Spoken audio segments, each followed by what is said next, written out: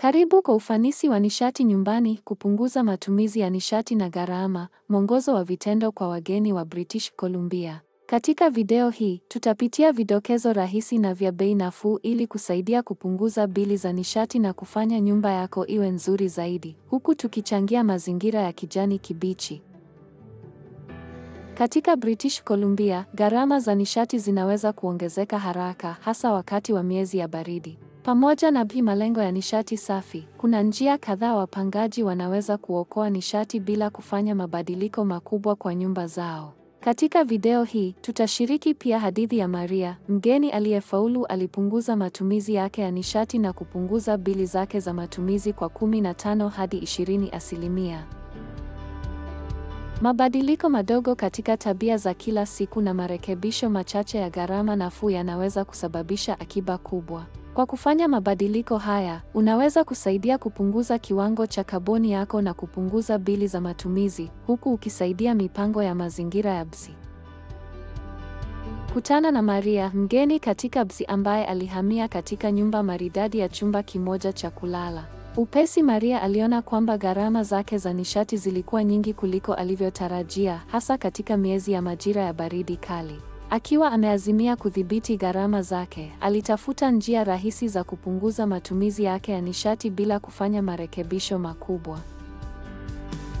Ya Maria, hatua ya kwanza ilikuwa kushughulikia rasimu karibu na madirisha na milango yake. Alitembelea duka lake la vifaa vya ndani na kununua vizuizi vya hali ya hewa vya bei rahisi na vizuizi vya milango. Mara baada ya kusakinishwa, mabadiliko haya yalifanya mabadiliko ya mara moja, kuweka nyumba yake kuwa na joto zaidi na kupunguza mkazo kwenye mfumo wake wa kupasha joto.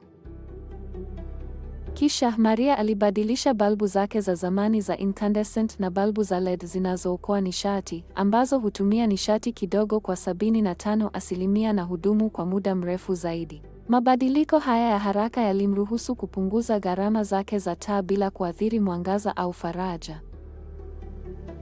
Maria alirekebisha kidhibiti halijoto chake hadi 20 nyuzi selsiasi alipokuwa nyumbani na 16 nyuzi selsiasi usiku au akiwa mbali. Kwa usiku wenye baridi kali zaidi, alitumia hita ndogo, isiyotumia nishati kwenye sebule yake. Mkakati huu ulimruhusu kudumisha hali ya joto bila kupokanzwa nyumba yake yote. Maria pia alianza kuchomoa vifaa wakati havitumiki na alitumia kamba ya umeme kwa urahisi. Kwa ajili ya kufulia, alianza kuosha kwa maji baridi na kukausha nguo zake kwa hewa, kuokoa nishati ya ziada na kupanua maisha ya nguo zake. Baada ya miezi michache ya mabadiliko haya madogo, Maria aliona kushuka kwa kiasi kikubwa kwa bili zake za nishati. Alikuwa akiokoa takriban 15–20%. Hatua hizi sio tu zilifanya nyumba yake kuwa nzuri zaidi, lakini pia alihisi kuwezeshwa kujua angeweza kudhibiti gharama zake na kuchangia maisha endelevu zaidi. Kwa vidokezo zaidi vya kuokoa nishati, angalia rasilimali za ndani kutoka BC Hydro na FortisBC. Programu nyingi hutoa punguzo kwa bidhaa zinazotumia nishati vizuri na tathmini za bure za kuokoa nishati.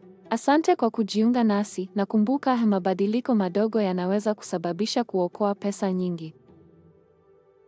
Asante kwa kutazama. Tunathamini wakati wako na tunatazamia kuona matokeo ya juhudi zako za kuokoa nishati.